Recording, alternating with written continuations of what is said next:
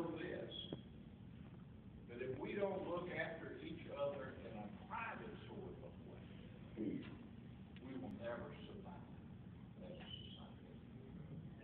People say, what is wrong with America today? Well, I have several opinions about that. One of them is there's not enough front porches like they used to do. Have everybody?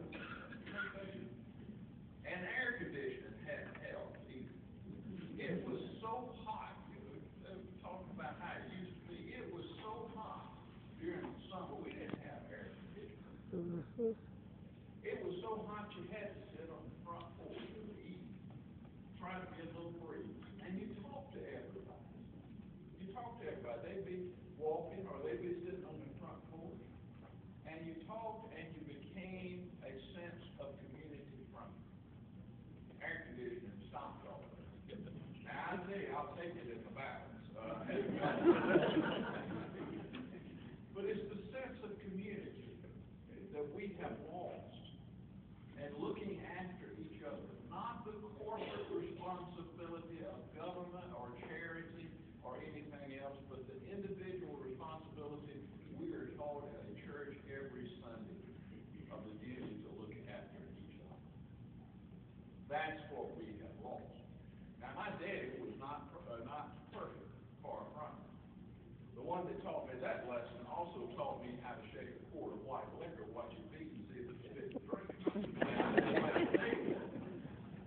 So it is that you don't have to be a perfect person or a preacher or anyone else. It is our responsibility. I want to talk to you about our responsibility to those of the next generation. If you don't like the generation that has come along now, you know whose fault it is? Ours. Amen. It is not their fault. It is our fault of not being able to be the role model that they should, we should want, or to look after and to reach down and try to get a troubled kid out of the ditch. Very cool to see the kids every week out of that juvenile court. And you know what they want? They want discipline and balance. Now, they don't come in and say, Judge, I'd like to have some discipline and balance. That's what they want. Children yearn for somebody to show them the right way. And we have been failing in that individual responsibility. We have been leaving it to some other group, quote unquote, or as Thunder Thomas says, some heliomocenary association. That's not their responsibility. Yes, they're good, but it's our individual responsibility. That sense of community and sitting on the front porch and knowing everything there was about your kid and everybody else. My daddy was as apt, and others that lived around us were as apt as me to discipline a child that was a neighbor's child as I was to get disciplined by Fanny Nesbitt, who lived down the road, right next door. If they thought I'd done something wrong, they'd know. I said, my daddy, I've been whipped by Fanny. Not even she was as close as my mama, but not even kin to us. That sense of responsibility is gone. And because of it, suffering and later, the very last, I will tell you this. Not only do we have an individual and a corporate responsibility, that is individual, but a corporate responsibility to our churches and so on. But we have a responsibility to share a little time. Lawyers have a responsibility to take care of folks that came before the Lord. I've said this time and time again. If lawyers are not representing 5 to 10% of the people that they represent for nothing or for minimal fee, then they're not fulfilling their responsibility as lawyers. believe in those wealthy crowd laying the stick on and making them pay so that you can afford to do that. But lawyers that are too busy to take care of somebody who needs a lawyer, has a meritorious case, and does not pick it up and represent it, they're failing in their professional responsibility. I got to tell you this one last story. After I left the governor's office, a little prematurely, I'd like to say.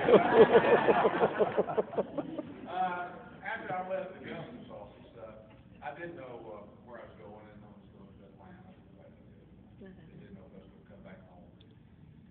So I went down to the Atlanta Legal Aid, and I stayed for 6 months down at Atlanta Legal Aid. One of the greatest experiences I've ever had. We would get there. Legal aid can only serve about 20% of those who qualify. 20%. And I'd get there a morning in February, and it'd be cold like a morning like this. We'd open at 8 o'clock. And they'd be standing on before we even got there. There's a fellow named Steve Crum that was a career legal aid employee. The first week I got there, I went from having the largest office in town to having the smallest.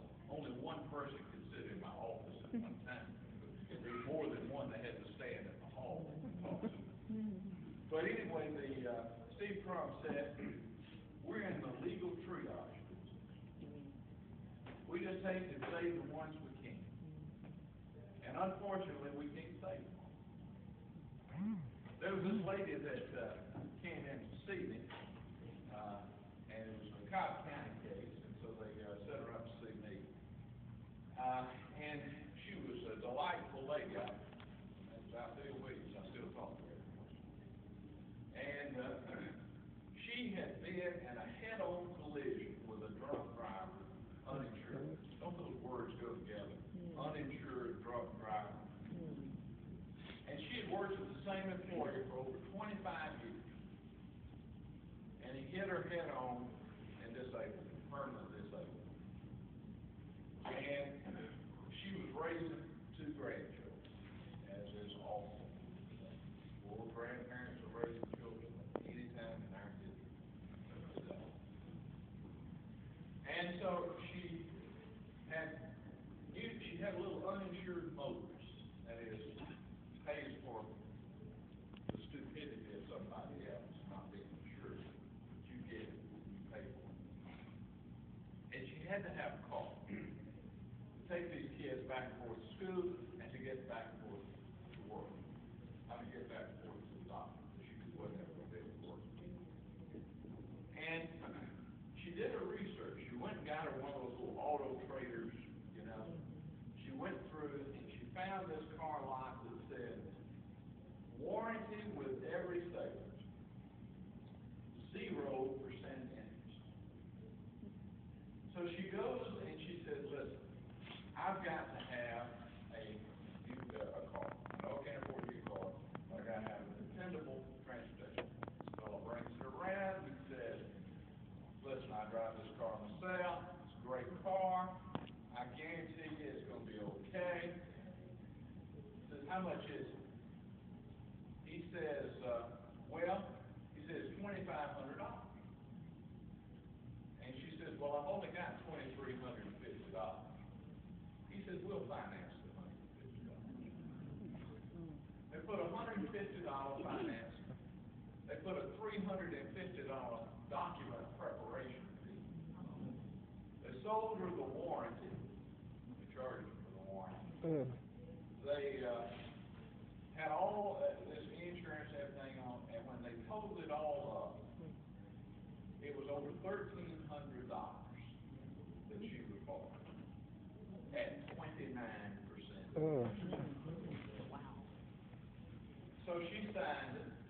On the way home,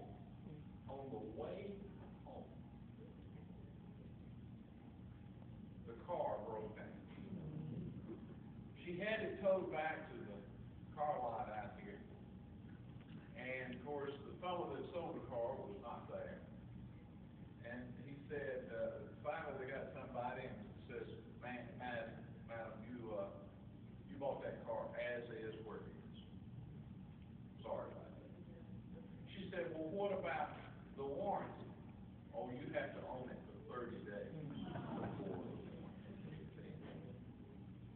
So she did, as any normal person would do. She called the police. Police came and they said, correctly, this is a civil matter. We can't do anything. So she goes down next week to the small claims court here in Cobb County, and she files a claim. And the judge awards her $7,000 with record. She represented herself, and the car lot had a lawyer represent them.